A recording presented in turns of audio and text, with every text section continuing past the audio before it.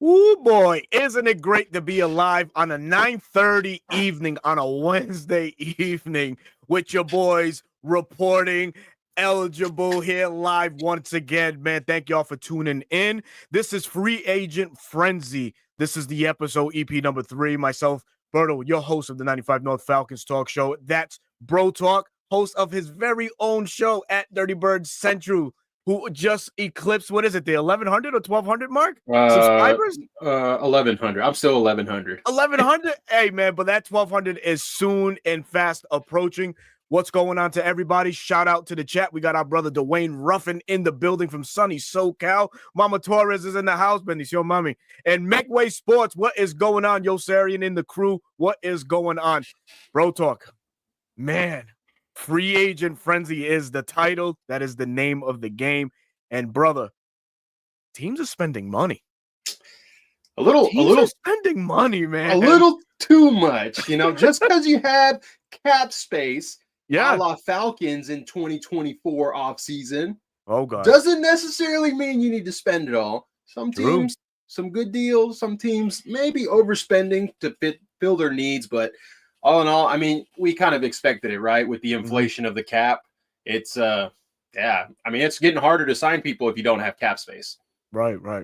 Falcons no stranger to the cap space situation. I think right now Sports Track has us right around 5 million, if I'm not mistaken. And yet the Falcons have not tapped into some of the contracts that we all kind of were wondering. The Chris Lindstrom restructure, a Jesse Bates possible restructure, and or contract extension, none of which have happened yet. I mean, there's really nothing more that you can say other than maybe they don't want to add extra years to these players. But these are two players that are still producing at an elite level. So why not for cap purposes?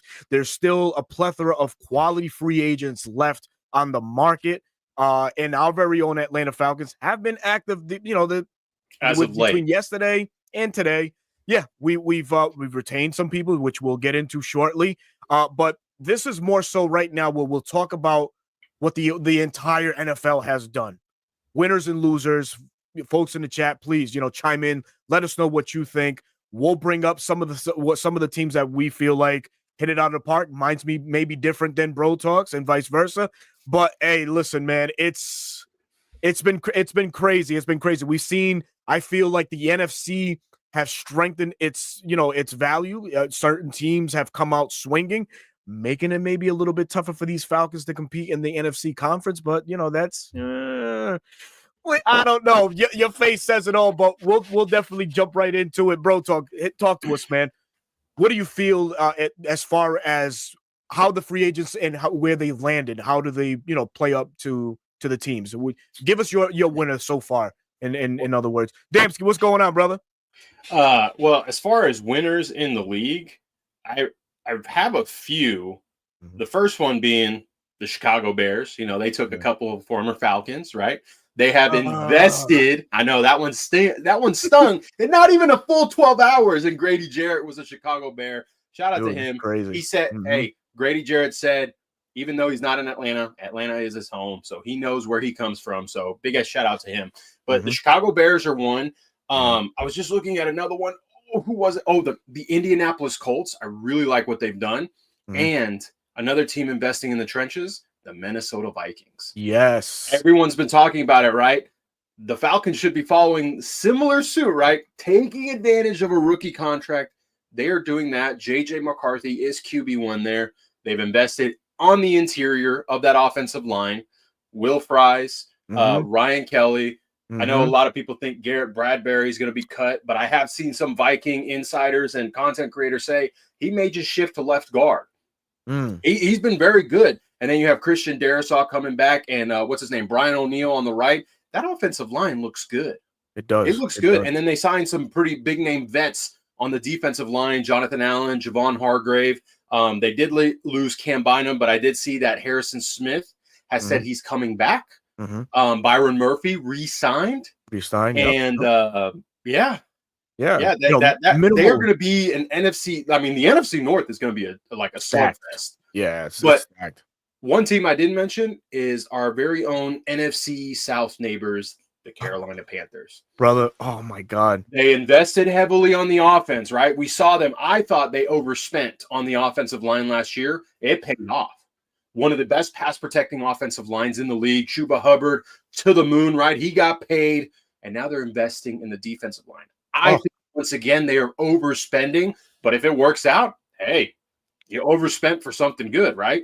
Right. So I like what they did. You know, clearly, I feel like the two moves off the bat that they did, Treshaun Wharton and Bobby Brown. I think it's to help elevate or be on par with what Derek Brown is already doing. We already know Derek Brown is a wrecking ball for them. I mean, Carolina was in the running to sign Milton Williams at one point before the New England Patriots came in and took them to the AFC East. Thank you so much. But yeah, the work that they've done, you know, it has been tremendous. You know, obviously a weak point for this Carolina team last year was the defense. And man, did they solidify it. Signing Pat Jones from the Minnesota Vikings, like you mentioned, Trayvon Moehrig, the young safety out of TCU, drafted by the Raiders. And again, the two big bodies. How much of this do you think is a Bijan and Bucky Brooks effect that the Carolina Panthers, you know, have honed in on that defensive line? Obviously, different skill set runners, but two really good runners, and obviously our very own Bijan and Bucky. Is this Carolina's way of saying, okay, wait a minute, enough running, we got you covered now, man? Absolutely. I mean, you got to face your division opponents twice a year. You had Bijan, even Tyler, you know, in the first game in Carolina was wrecking havoc on them. We have one of the best run blocking offensive lines. And then the same thing with the Tampa Bay Buccaneers. Bucky Irving, as a rookie, took over that backfield, and he is very explosive. They re-signed some key pieces. Even, you know, as much as I hate them, the New Orleans Saints, they're probably going to reload on the offensive line. Kellen Moore, he's probably going to be a run-heavy team. So this is their way of counteracting what the NFC South is trying to do and be a run-first team. Now, I will say for the Falcons, in Zach Robinson's year 2, we may see a little shift into being more of a pass-heavy team. I don't know. But definitely they want to not be the laughingstock of the NFL and say, hey, we're playing the Carolina Panthers. Let me put that player in fantasy, you know? Yo, for sure, man. Michael, Dab Johnson, Keith Simmons, Gabriel Rogers, what's going on? Tyreek Johnson, what's happening, man? Yeah, we have a question right off the rip, man. Did you see Rappaport say a team, or this one here, might trade a third for Kirk? I think that's just pure speculation. I saw the piece. I saw it too. And I think he was just kind of fumbling over his words. I think what he meant to say was maybe like a day 3 pick, maybe not a third rounder. There's no way in this world that Kirk Cousins is valued as a 3rd round pick. Let's just get that out of the room. I think Ian Rappaport misspoke, but the national media has seemed to shift in what we've all been saying over here is like, hey, Terry's not bluffing. Kirk Cousins will be our backup unless the right trade partner is found. Right. And, you know, it's an expensive ass backup. I get it. I understand. Weirder stuff has happened in the NFL, dude. So, you know, you got to brace yourself for anything, man. You just really do, right? And having Kirk as you know, as much of a black eye as it is right now to even say his name or even mention him and being with the Atlanta Falcons, he's probably the best possible outcome as a backup you can have right now. Yeah, unfortunately. And you got to think, while we're still on the subject, you know, they prepared to carry Kirk's contract and Michael Penix's into year 2. Of course, we saw Penix still being the backup and learning. We didn't see Kirk Cousins, you know, taking the dive that he did, but they were fully prepared for this investment. Year 3 is a completely different story. If he remains the backup throughout the entire year, as soon as the season over, guess what? Chop, chop, see ya. We're saving all that cap space. But, you know, hindsight is 2020. You said it, Berto. You know, weirder things have happened. And, you know, hindsight 2020 is back in 2021, I think it was, we tried to acquire a quarterback that kind of left a bad taste in our greatest of all time quarterback's mouth, you know, ended up leaving because of it, because the owner tried to get someone. Now look at that contract. Cleveland Browns are having to, you know, pay the consequences of that contract. He's facing allegations that is still going on. They've had to restructure his contract, I think, 3 times now. He tore his Achilles again. Yeah. Right? He's going to miss the entire year. So they're paying a top 10 quarterback money for a guy that's not even going to play. Yeah. Yeah. So there's other teams out there that are facing the same situation that the Atlanta Falcons. So I guess we can rest our head on that, man. But keeping the theme going with the Atlanta Falcons, we have made additions, right? And to start off, hey, listen, punters and snappers' lives matter too in the NFL. So Special Liam teams matter, McCullum, right? they do. Special teams do matter, and Liam McCullum did, kick it off for us with, signing a 4-year extension. And days after, man, I think for me was kind of the shock of all the moves we've done thus far. It's an extending Jake Matthews. Really didn't think that that was a possibility. I thought maybe a simple restructure would have been the avenue, but clearly, 2 years, new money, so to say. I think 45 million, if I'm not mistaken, for our Iron Man left tackle who's missed all but one game in his illustrious career. Will go down as a true Falcon for life. But how do you feel now that knowing that Jake Matthews is, it's going to continue with the Falcons and he signed for 2 more years? Yeah, so we get him for 4 more years, barring any unforeseen circumstances. Yep. And he's anchored that left tackle, that blind side tackle. And I know a lot of people are like, well, we have a left-handed quarterback. He should flip to the right. No, I think that's why they re-signed or they extended him, because now he's not going to be depended on as the blind side guy. He is older. He's an Iron Man. You said it. He may not be that elite left tackle, right? But he is consistent. You can depend on him. He may have 1 or 2 bad games a year. But overall, he's a great left tackle, and so many teams would jump at the opportunity to have someone like that on their team. We drafted him when we did, right? It wasn't a sexy pick. I remember thinking, like, man, left tackle, really? Yeah. But look at us now down the road. Yeah. Look how far we've come. And just like his dad, he's had a lengthy career, and now he will be a Falcon for life. So overall, it helped the cap situation. It locks up your left side. I like it. Very good, very good.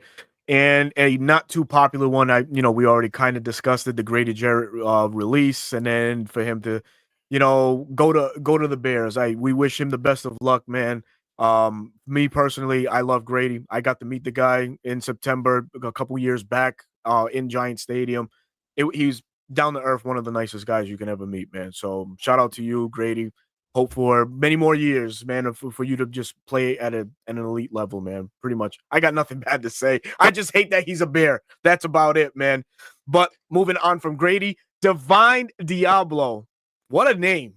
What a name. I was like, who is this? Who is this, right? Ridiculed for most of, Falcons Twitter. For me, it was an acquired taste when I first read it, but I had to do the digging, right? I couldn't put anything out there that would, kind of go against the signing. I had to see. And you yourself, man, had put down a masterful piece on the Divine Diablo signing, highlighting what he does good, highlighting things where has untapped potential, maybe, as you put it in your video. But I'll let you springboard into that one. But for me, real quick, I think it's a necessity, right? We have now 4 linebackers. The wild card in this room still is Troy Anderson and how he's going to be featured in this Ulbrich scheme of things, right? The best ability is your availability, and really, Troy Anderson hasn't been that. So, stockpiling more talent in that linebacker room really should be a common thing going forward for these Atlanta Falcons. Does signing Divine really acts the possibility of taking Jihad? No, it doesn't. It really should not have any bearing on what the Falcons do at 15. In fact, you pair a guy like Divine and what he's able to do. He's a long-rangey speed linebacker, right? Maybe a little, maybe in the mold of a Jermaine Sherwood, maybe just, lesser, a little bit less talented, but still in that same category of range and physical attribute. But you pair him with somebody like Jihad Campbell. Holy shit, you got something to work with there in the middle of this defense. But I'll turn it to you, man, because you broke it down way better than what I'm explaining it now. And you got into the nook and cranny of things and how he was featured for that Raiders defense. Yeah, so if you guys want to check out some film on Divine Diablo, you can check out my page, Dirty Bird Central. I put it out this morning, and it's just quick. I didn't get super detailed to learn what the Raiders were running. I just found some things that he could do well, that he does well. And for me, for Divine, I've seen a lot of people say this, and I really have to agree. a true will linebacker, someone that doesn't have to be the mic, someone that can be off ball and just move in space, right? When how do you say it? Yeah, Jamin. Sherwood was re-signed by the Jets, it kind of took the wind out of our sails because everyone was like, he was the guy that we were going after. And so, like you said, Diablo is just a slightly lesser version of him. Converted safety to linebacker, has speed on days, can beat blockers to the spot. He can recognize some things really well. At times, I will say this is where the coaches have to step up and coach him up. At times, he bites way too hard on play action pass. He's so eager to get in there that's the middle of the field becomes too wide open. Now, he wasn't the only one for the Raiders. Robert Spillane, who got paid a lot more, was doing the same thing. Yeah. So it's not like, hey, he sucks, we signed the lesser of the two. He has the traits, he has the attributes. And that's one thing a lot of us fans don't understand is the coaches, they look for qualities that they want on their team, right? Speed, size, length, whatever the team is looking for, that's what they're looking for to add. And Caden Ellis, as good as he is for us at rushing the passer, run fitting, he struggles in coverage because he doesn't have the speed to drop back and get to his spot, turn around and get to his spot and look for action. And that's where Diablo comes in. And just like you said, it doesn't take Jahad Campbell off the table. No. What was our biggest gripe about our rookie group last year, Berto? What was our biggest gripe? Shit. Our biggest gripe? Not enough playing time, really. Not enough snaps. So be prepared if they take Jahad Campbell. Caden Ellis is on his last year of his deal. For him to work his way into the rotation, understand what the coaching staff wants, understanding what his responsibilities are, and then in year 2, boom, the starter, the green dot on the helmet. Just be prepared for that if Campbell is taken. But speed is the name of the game, and Diablo has that. Yeah, and one other thing too that Ulbrich brings, even when he was here, linebackers play good. He brings that mentality. He had these linebackers playing sound. In New York, sure, the talent's a little bit more, superior to what we have currently now in Atlanta, but he had Mosley, Quincy Williams and company playing sound ball. So we can expect that. So low key, really, the linebacking core, once it's all said and done, could be a strength for this Falcons team when it's all said and done. And that's not a bad thing, because it just allows more creativity up front. But I definitely got to get to this chat. There's so many people coming through. Yeah, Ladarius Brown, what is going on, brother? Good evening to you. Carrie, what's going on? Thank you for always joining and supporting. Zay in the bag, our brother, man. What's happening? What's happening, man? My brother Gavino, a good friend of mine's there from Bleacher Report, man. What it do, man? Hope all is well with you. Let's go here. Atlanta Falcons talk. ATL Falcons talk. Diablo kind of feels like a Nate Landman move. Could be sneaking. Yeah, I mean, you bring in Diablo for all the things Landman couldn't do, which is cover. Look super lost in a lot of his assignments. Nate Landman did. I don't think you're going to get that same type of spew from Diablo. No, I think he can run fit really well, just like Landman. He may be lighter in weight, but Diablo can hit. Diablo can hit, and in the film that I watched, man, when he gets a running start, he's going to let you know he's there. So I think he's an upgrade from Nate Landman, if I'm being honest with you. Yeah, right off the rip, another good question here. Jada, CJ Mosley was released. Do you think the Falcons would get him to connect with Jeff Ulbrich? Flip it to you. What do you think? Yeah, I think the connection's there. I think even though he's been pretty consistent, I think CJ Mosley has lost his step. Could it be a la Bobby Wagner with Dan Quinn? Maybe. Possibly.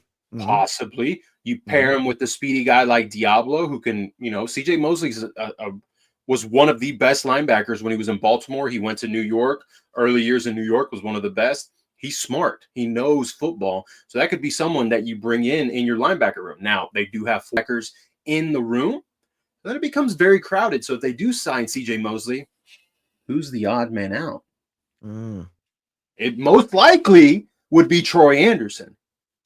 Man, that's so funny you that you mentioned that, because running a group text, that's one of the things that I propose. Even if we go Jahad Campbell in the draft, odd man out for me, man, it's got to be Troy.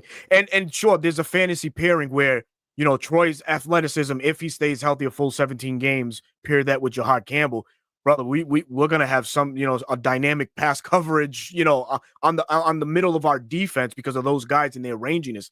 But I can't trust Troy Anderson to save my life at the moment, man. Yeah, he just can't stay on the field. Sorry to interrupt real No, quick. bro. Yep. Just another signing by the Falcons. Kyle Hinton has Seeing been it. re-signed by the Interesting Atlanta move. Falcons. Just depth piece, swing tackle, swing guard. He came in for Chris Lindstrom when he would miss some snaps.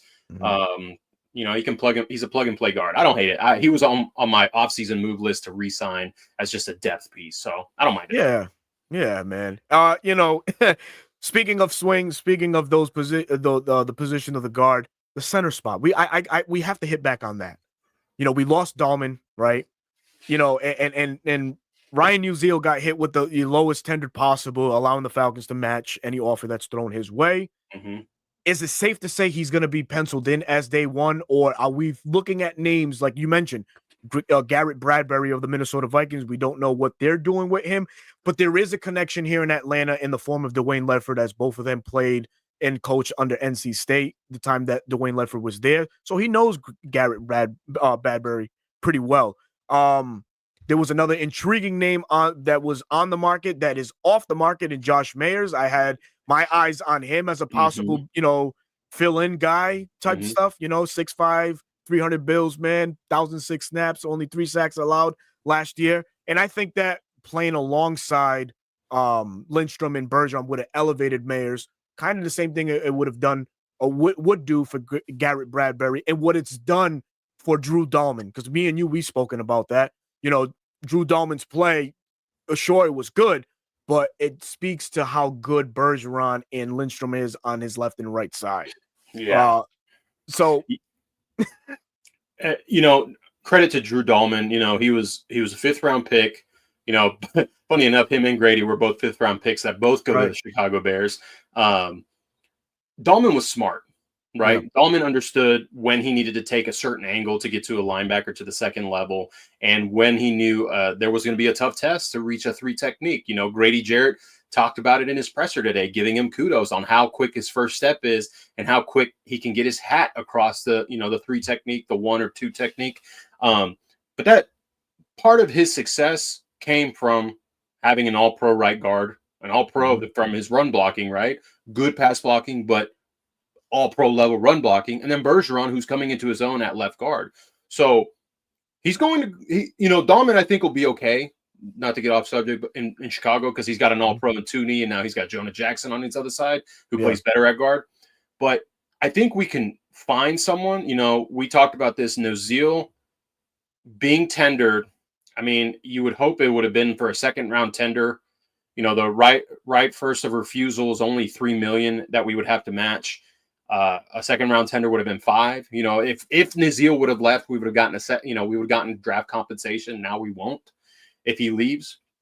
But we talked about Jovan Gwynn, right? He's been in the Dwayne Ledford system for 2 years now, right? We drafted him in the 7th round. We cut him. He's been on the practice squad. He played some preseason snaps. Then we signed him to a future contract. Okay, he can play guard, but he's also been transitioning to play center. Okay, so to me, if Uziel is the center with Gwynn, you let him battle it out and you give it a go. Is the center an important position? Absolutely. He's the general, right? But if the coaching staff is putting the pressure on Penix to check the protection and, slide the line and whatever, then you just need a guy that can move, right? And both guys, I think, can be good enough to where we get to 2026. We have more draft capital. Maybe there's a free agent we can sign, more draft space. Then you address it. Just going to be one of those positions where it's like everyone's going to be putting their head on, if it doesn't work out, like, oh, come on, Terry. But this is the situation we're in. Dahlman was offered the same amount of money. He chose to go to Chicago. Maybe he wants to run a Ben Johnson offense versus a Zach Robinson offense. I don't know. Yeah, we'll see. I don't know. Every player's got their own agenda. Absolutely, man. Absolutely. And another agenda, man.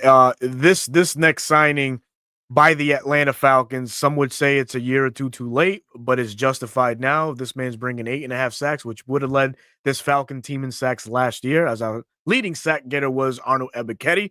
But Leonard Floyd makes his way to the Atlanta Falcons to a tune of 1 year, $10 million. Is now reunited Look with at Coach Raheem from their that. Look time at with the Rams. sorry, Elijah No, you're Wilkinson. good.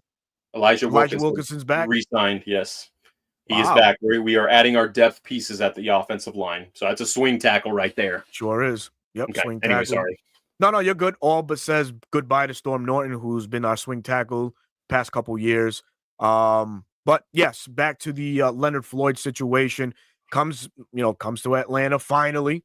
Paired up again with Raheem, and he had a lot of success with Raheem in that scheme with the Rams. Do you feel like he's going to have the same amount of success now with this Falcons? If we're comparing teams, that Rams team when Leonard Floyd had 10 plus sacks, obviously still had all world Aaron Donald and a couple other figures there. Just last year with Bosa, Javon Hargrave, Armstead and company, he really didn't have to do a lot per se. He wasn't the focal guy. Does this Leonard Floyd signing put pressure on him to be the focal guy in this scheme with Ulbrich? What do you feel? So if we don't add someone else that's a little bit higher, has a higher ceiling than him, then asking him to be the guy, it's not going to work out. It's the same thing with Judon, right? Yeah. We got an older Judon. We wanted him to be the guy. Well, he's not that guy at his age. He needs to be the Robin to the Batman, and that's why trading for someone like Trey Hendrickson and Micah Parsons would free him up on those one-on-ones because he still has yeah. bend, Sure he does. still has bend and he's got a good set of pass rush moves. He's good against the run and he understands what Raheem wants in simulated pressures, where his keys are when he drops into coverage or spot drops, whatever they're going to ask him. The familiarity with Raheem, I think, is what lured him this way. Got a nice payday, less than some other guys on 1-year deals.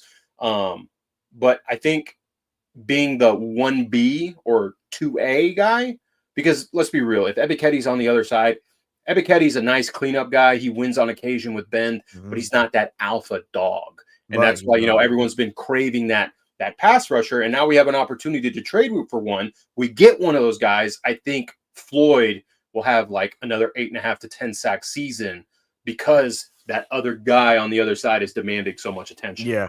So for me, listen, we need it, right? We need sacks. We need somebody that can get after it. Sure, AK, his trajectory is moving up. Hopefully, a Leonard Floyd addition does wonders for him where he can break out maybe in this scheme.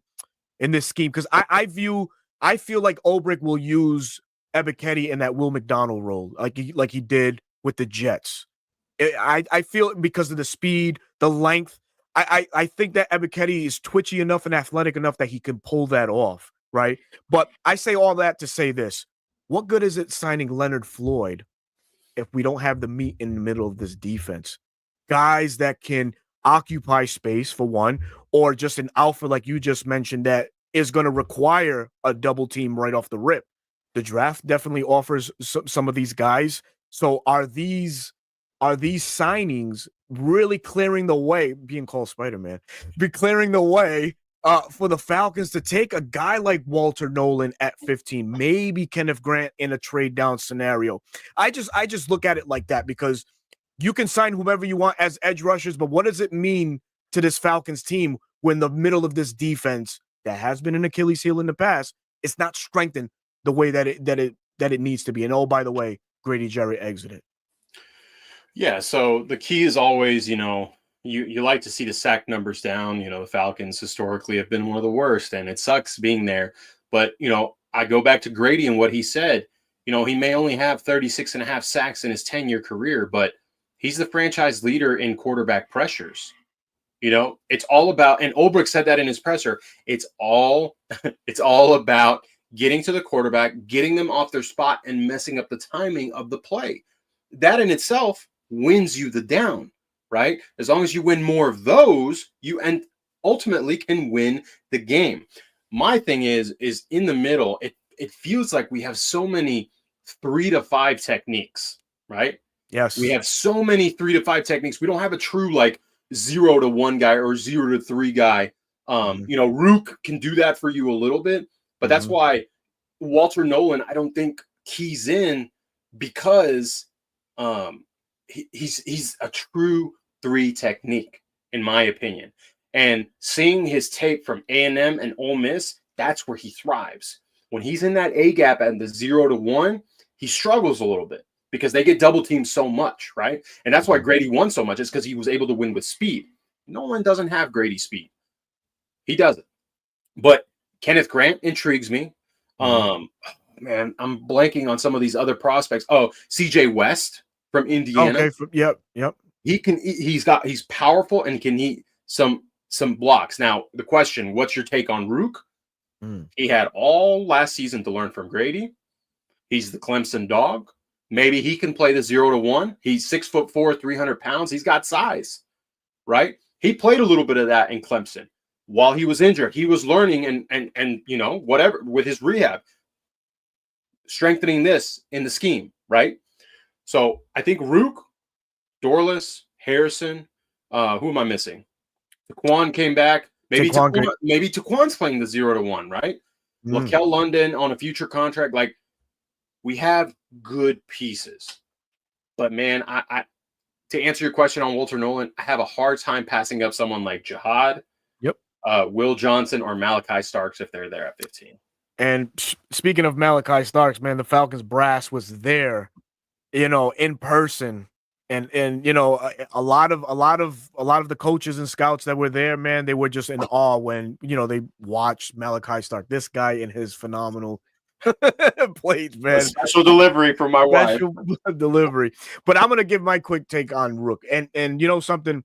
I kind of hate it for the young man because I feel like there's an immense pressure now put on him to be the lead dog on this defensive line. Sure, as you mentioned, he had all year to learn from Grady, right? And everybody's attention span, or the retention plug, as I call it, it only goes so much. Where was Brooks? How much was he able to pick up from a guy like Grady? Can he now translate that on the field and be the lead guy on this defensive line?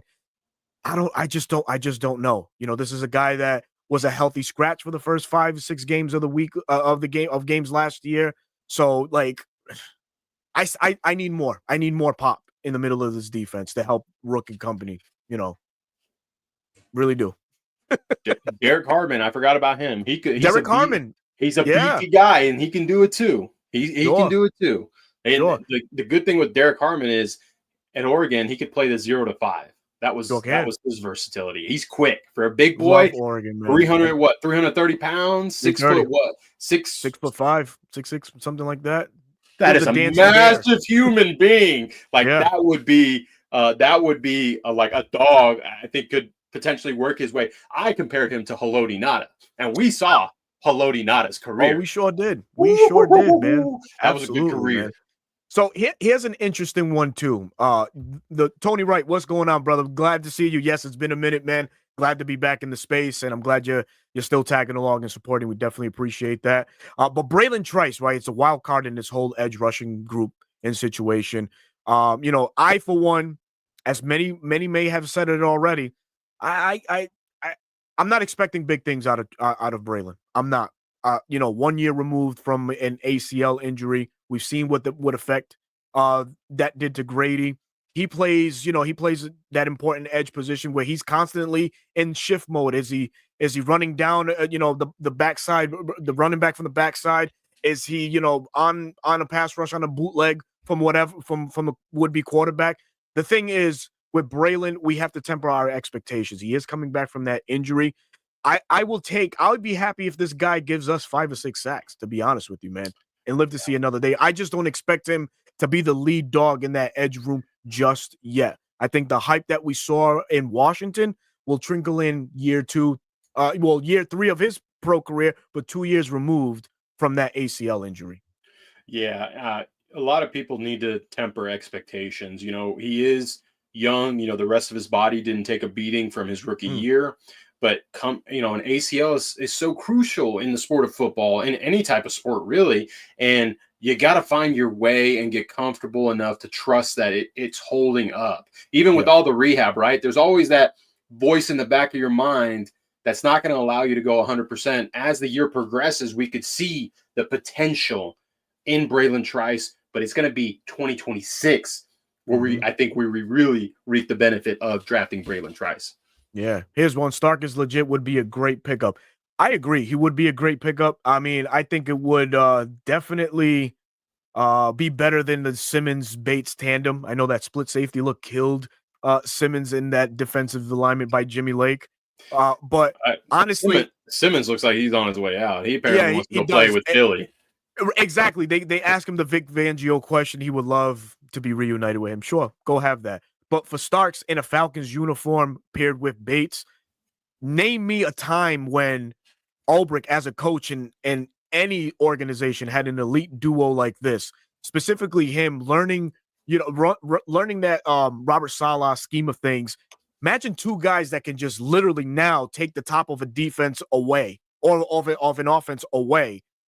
All the creativity to allow you with that front seven and the ways you can dial up blitzes. You literally can you could be so creative is what I'm saying, man.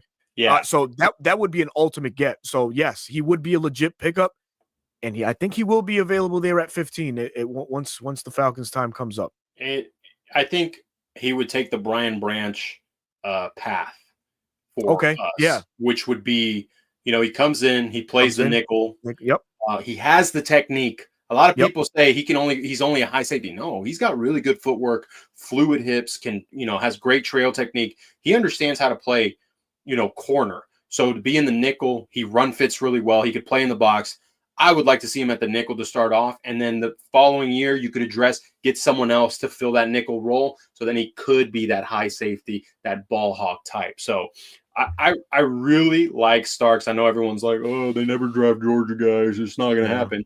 Well, he's there. And we saw the reports, the amount. I think this is the most Falcons staff, GM, assistant GM, head coach, defensive coaches, all of it, even offensive line coaches, right? Because they've got some good interior guys that are coming into the draft. Yeah. They were all there looking at them because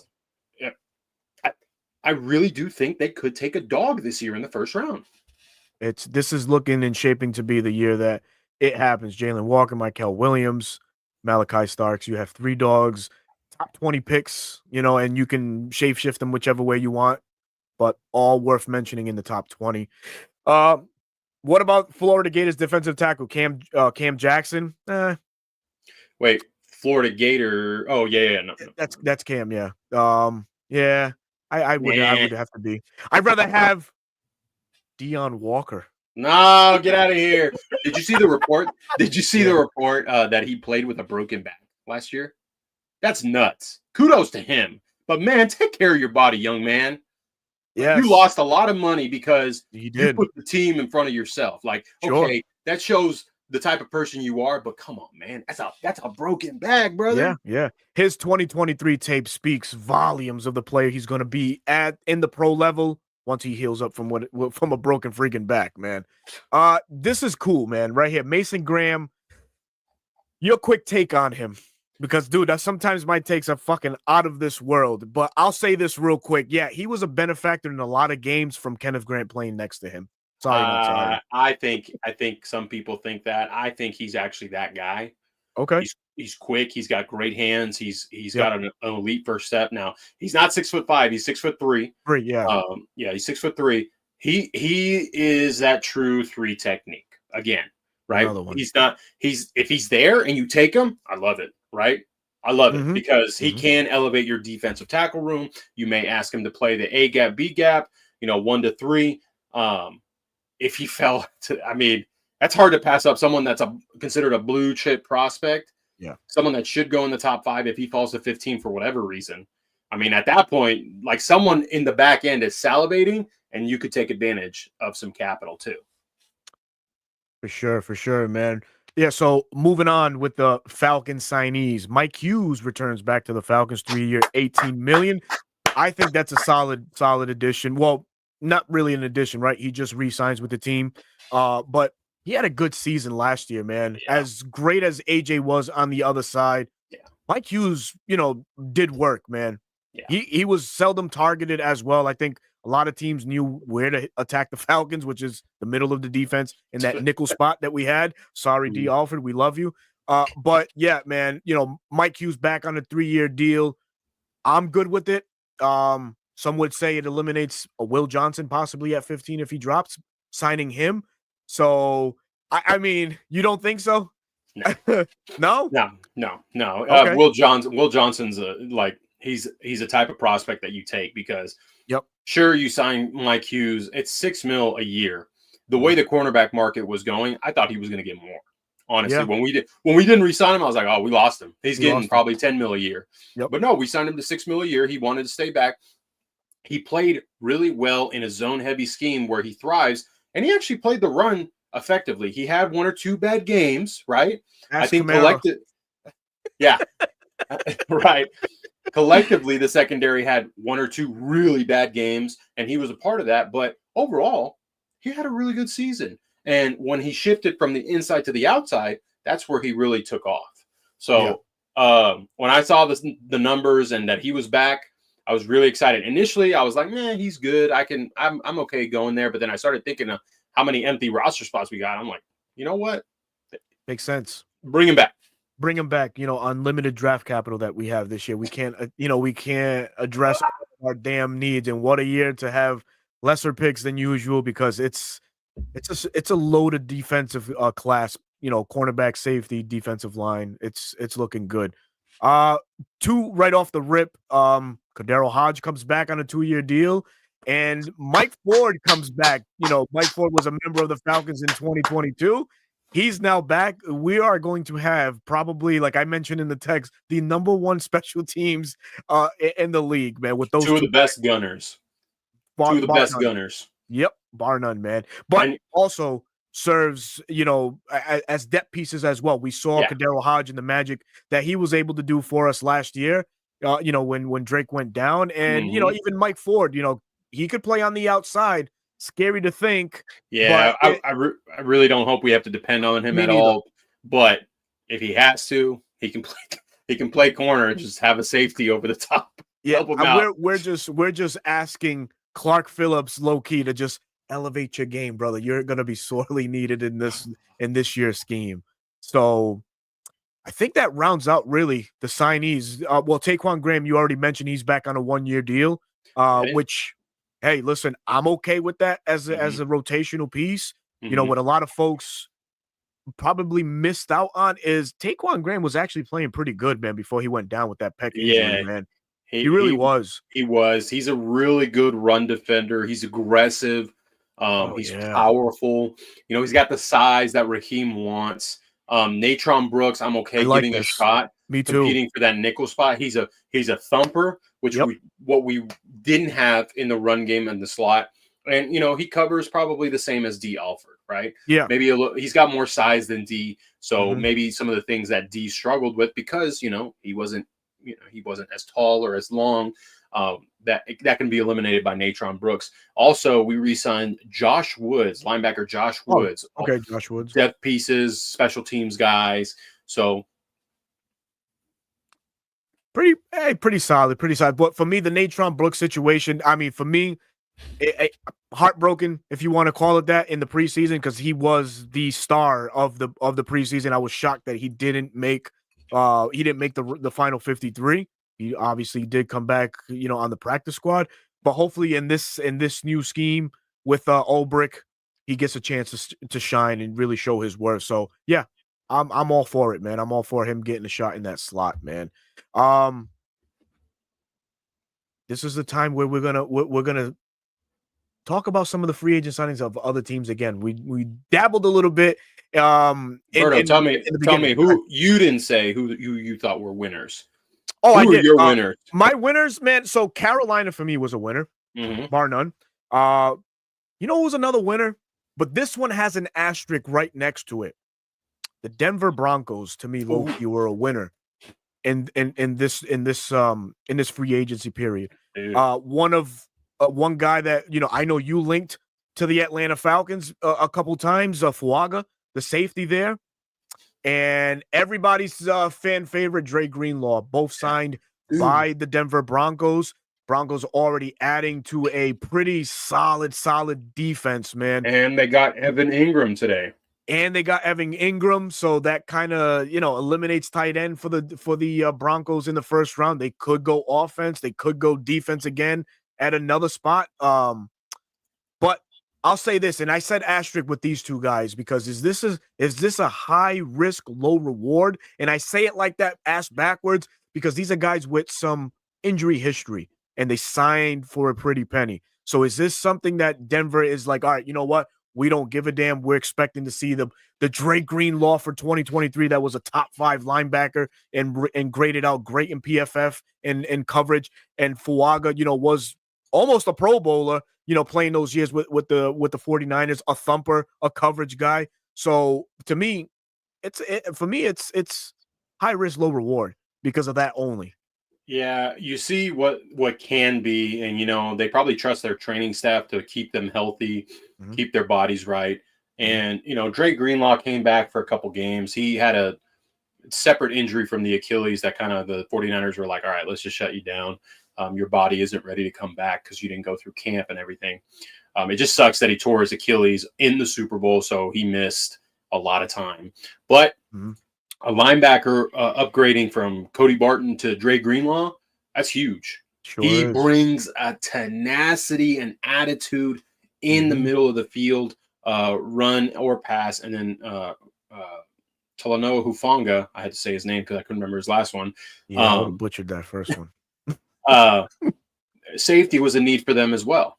And he's more of a strong safety, right? A box safety that can cover well. That to me, man, dude, come on. They are really going to contend against the Chiefs for the AFC West. I feel so. And I'm really happy. Actually, you know what?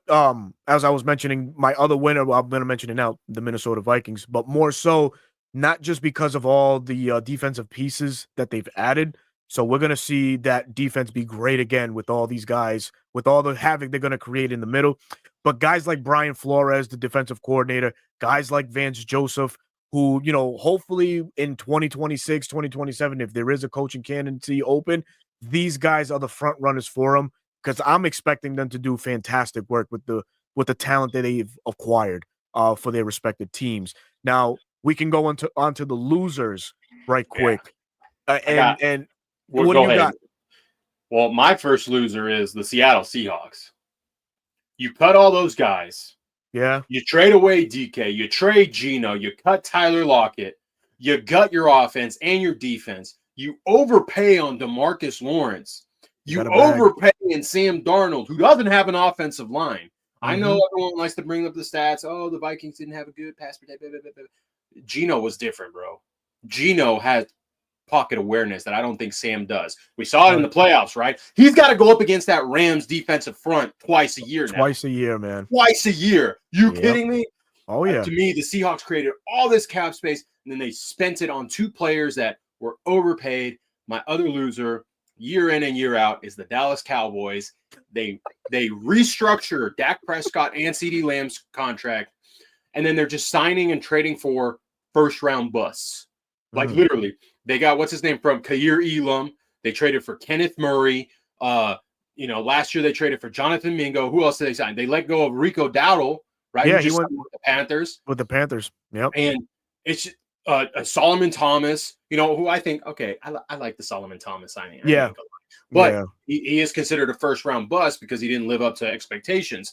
But you made all this cap space. You pushed the restructure down the line for what? Yeah. Michael Parsons' contract, if you extend him, it's not going to hit this year. Like that. Those are my 2 biggest losers in my opinion. All right. I think I have one, and I'll stick to this one. Okay. The most sacked quarterback in the NFL, not named Caleb Williams, was, if you in chat, chime in if you know.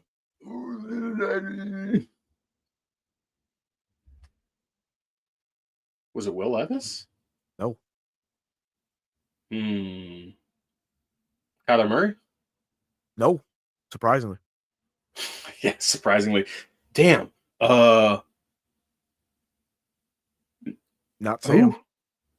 Who it CJ wasn't? Stroud, man. Oh yeah. The Houston freaking Texans, man. You have a franchise quarterback, but let me trade my franchise left tackle to the Commanders. Shout out to the Commanders because they did some work on that one. But you also get rid of Shaq Mason. You also get rid of Kenyon Green. But they were bodies on that offensive line. So now you go into this season. Is offense the name of the game? Are you relying so much on your defense, which was good?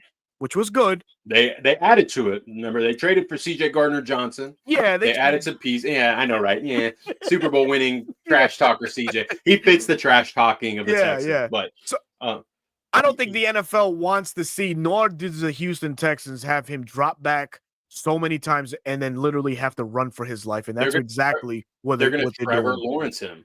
They're going to Trevor Lawrence. That sucks. Him. Yeah, exactly.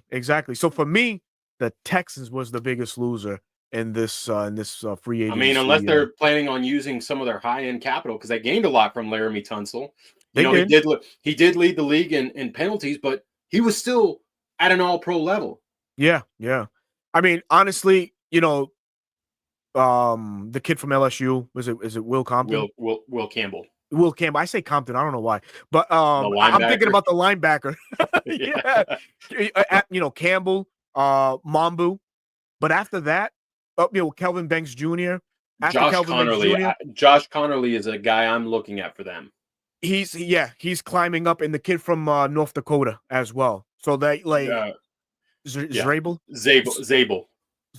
So you got 4 guys really that you can start an offensive line with, but the talent pool does dip significantly. Once those guys are taken. It's a lot of there's a lot of good guards that are disguised as tackles, is what someone did say early in the offseason when prospects were being looked at. There's a lot of good guards that were good offensive tackles in college. They're not going to be good offensive tackles in the NFL. I could see them go guard, Tyler Booker. Greg Zabel is actually linked to move into guard. I could see someone like Donovan Jackson sneak his way in. Josh Simmons, if he's there. Yep, the other Ohio State guy. Think about it. They are a prime trade candidate for the Falcons if Josh Simmons is there at 15 and their guy is taken, and they could give up some of that capital that they just acquired. So, we could take advantage of some of these teams. Terry Fountain, your job's kind of on the line, so I would, take advantage. Call them up and be like, look, man, don't be playing no games, dog. Don't be playing no games. I know you need a line. We all saw draft day, right? That's how they talk to each other. That's how they talk to them, yeah. Mark says, is Rondell Moore going to re-sign with us? We let him train at our facility this offseason, I think, which, you're very right. He has put some stuff on social media, him working out. You see the elusiveness, you see the explosiveness. It's there. I don't think he comes back to the Atlanta Falcons. I really feel like Casey Washington should get a shot to showcase what he has. That's the wide receiver we took last year from Illinois. So we got to give him a shot. We can't bury these guys on the depth chart no longer. We got, and we got Chris Blair too. If I'm not mistaken, he's still with the team. He's still there. Yep. He's still there. And we just re-signed Kaderil Hodge. That's another receiver. Yep. That's a special team guy that's going to be running with the second team. We've got bodies. Rondell Moore, unfortunately, is the odd man out. I could see, Avery Williams is gone. Ray McLeod. Get ready to go back to your special teams ways. Yeah. I'll take this one more before we throw out this next topic, which may be our last one, but one free agent or two that are still left out there that may pique your interest. But before we get into that, Jaden McKnight goes, my crew, what's good, fam? And my winners are the New England Patriots. Listen, I'm in the New England area. I won't even say what I feel really about New England, but I see Mike Gravel's work and I respect it. Signing Milton Williams, definitely not the body size that Jeffrey Simmons offers, but the disruption is absolutely there. And Milton Williams with Christian Barrymore coming back healthy this 2025 season. Keon White.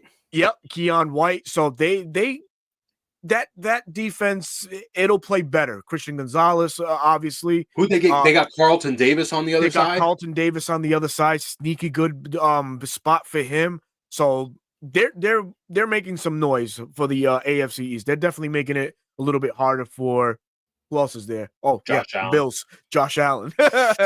But that's my take on that.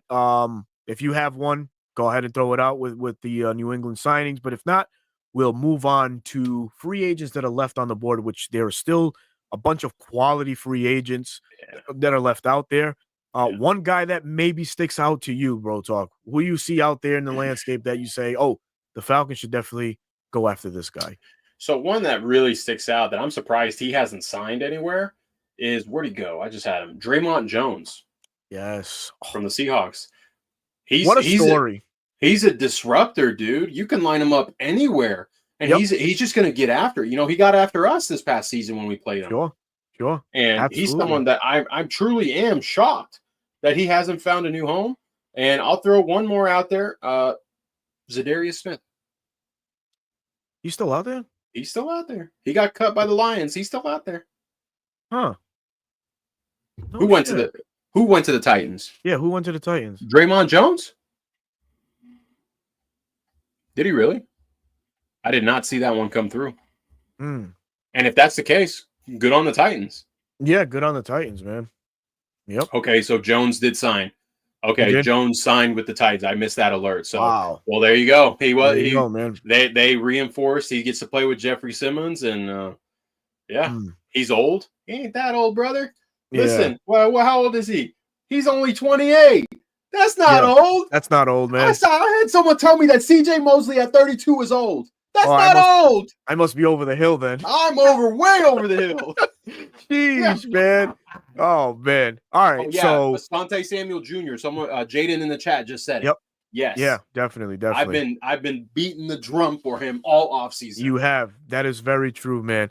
So I'll give you two names, right? And different than what I said earlier to you today through text. So I kind of shifted one offense, one defense. I'll continue with the offense one, but I'll give you the defense first. And that's Julian Blackmon, the former safety of the Indianapolis Colts. Was replaced by Cameron Bynum, which Minnesota saw little exodus on their defensive side. But Bynum now now there with the Colts. Julian Blackmon now is a free agent, 6 foot free agent, strong safety. Can you call him a ball hawk? Maybe. Very instinctual safety. Had 3 interceptions last year, 6 foot, almost 200 pounds. Unfortunately, suffered an injury to end his season early last year.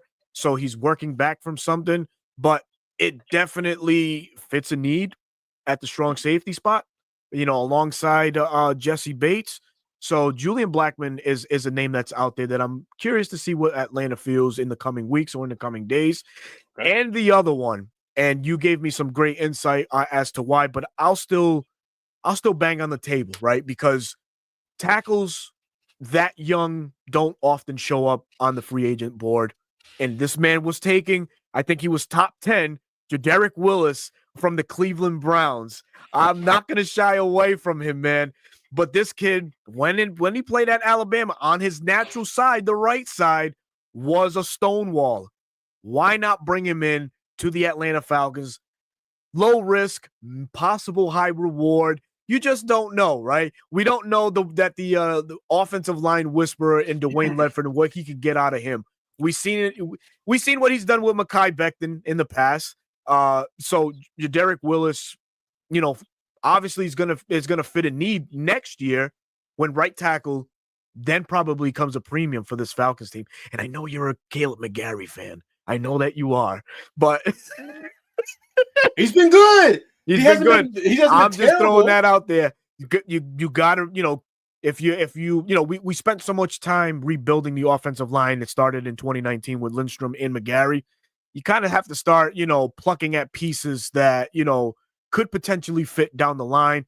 Kevin Stefanski, the operation that he runs with the Cleveland Browns, obviously Zach Robinson and his knowledge that he's gathered from the Rams and with the Vikings. Stefanski runs a variation of some sort with the Cleveland Browns on that offense. So he can come in and actually challenge a guy like McGarry. Why not? Someone I just saw that I completely forgot. It's an offensive player. Offensive line too. Oh, God. Andre James, center, Oh, formerly shit. of the Raiders. He was actually cut. So he's a free agent. He's got experience at the start as a starter. Yeah. Yeah. Here's this nugget right here. Yep. Tanisha, thank you so much for throwing this out. Did y'all know Lindstrom trained to be a center in his draft prep? Absolutely did. No, don't do that to him. Yeah. Hey, listen, man. In the pinch, hey, Lindstrom, can you get on the center? Why not? Get that ball in your hand. You know, I had to playing offensive line myself. I had to do the same thing, so I get it. Your team needs you. You know, when I was playing ball, my center broke his ankle and was out for the year, and coaches looked at me and were like, "Hey, we need you to play center." And I was like, "All right, let's do this." Yeah. Got some great names being thrown out here too, man. Zadarius Smith, who was acquired by the Lions last year, is now a free agent. I was surprised when they cut him, honestly. Me too. You know, I felt like he was still, he was still productive. He was still QB pressuring. You know, the sacks probably weren't coming like he used to have them in with Cleveland, obviously being the lone dog on that defensive line for the Lions. You know, no one could have foretold the Hutchinson injury, but hey, it is what it is. Desmond Ridder, what are you doing, Terry? Why would you highlight that? I just had to. Listen, we went through that. He's an ex-girlfriend. You don't go back. Right. You don't go back. And no, Dante Fowler, get out of there. Azeez Ojulari, damage goods. Look at me. Okay. Who was the last Georgia Bulldog drafted by the New York Giants that came to your Atlanta Falcons? Tell me, who was it? Lorenzo Carter. That was Lorenzo Carter. Tell me if that worked. Berto? Oh. I'm out on Azeez. Oh shit, man. This is great, man. Oh man. Finally here, man. Jones, what's happening? I tune in just now to catch the O-line talk. I agree. Keep bolstering the group every season. Never settle. My guy, Jones Bones, man. He's a trenches Bernardo. He is. Hey, and quite frankly, you have to, man. You have to protect your future. But bro talk, man. We've been on for an hour and 2 minutes, man. Anything you want to add before we part, man? Yes. We're gonna have a kumbaya moment, chat. Oh, Lord. You and I. Everyone take a deep breath. Okay. Everything's gonna be all right. Okay. It's gonna be another great offseason. And they're not gonna draft the player you want. Oh God. Okay. Prepare yourself. Terry's not going to do what you want. He's not going to do what I want. He's going to do what he thinks is best for the team. And we're going to have to live with it and enter the 2025 season as NFC South favorites. Come on, baby. Let's do it, man. Come on, Luther Bird. I mean. Oh, God. All right. Get out of here. Let's get out of here. Oh, man. But as always, man, we thank you so very much, man, for joining us, man. Please, as it mentions on the bottom, please subscribe to both of our channels, man, if you haven't already, man. Yes, if you want some illustrious bowls of pleasure, please tap into @DirtyBird Central. My guy is well over the 1100 mark. If you don't know who I am, my name is Berto, host of the 95 North Falcons Talk Show. That's the platform you can find me on YouTube. He's Bro Talk @DirtyBird Central. Please go on, hit that like, hit that share, hit that subscribe button, man. To continue supporting us, man. And again, we thank every one of you guys for coming out this evening and rocking out with us in this free agency frenzy special, man. But until then, we will find you very, very soon. We might be dropping another mock draft pretty soon. Maybe a post free agency. Yeah. Hey, Carrie, don't stress about it. Don't stress about it. Is it weird to y'all that Ulbrich hasn't brought a single defensive player from the Jets, or am I overthinking it? They've all been like way out of our price range. Let me just say that. Ulbrich is in the McDonald's situation last year when we felt like all these Baltimore Raven players were going to head to Seattle, and they didn't. So same thing here with Ulbrich and these Jets players. We thought all the Rams players were going to come to Atlanta last year, and they didn't. Yeah, I mean, you had Jalen Ramsey saying he'd run through a wall, but he's still within the walls of Miami. Right, and Kelo Witherspoon nearly missed camp because he was a free agent, and he still went back to L.A. Man. But, hey, Bro Talk, 640 45 viewers, man. So we definitely appreciate wherever you're watching, whichever platform, whether that be X, YouTube, my page, Bro Talks page, on Twitter, same. We appreciate everybody. We will catch you on the flip side, everybody. Take care. Peace.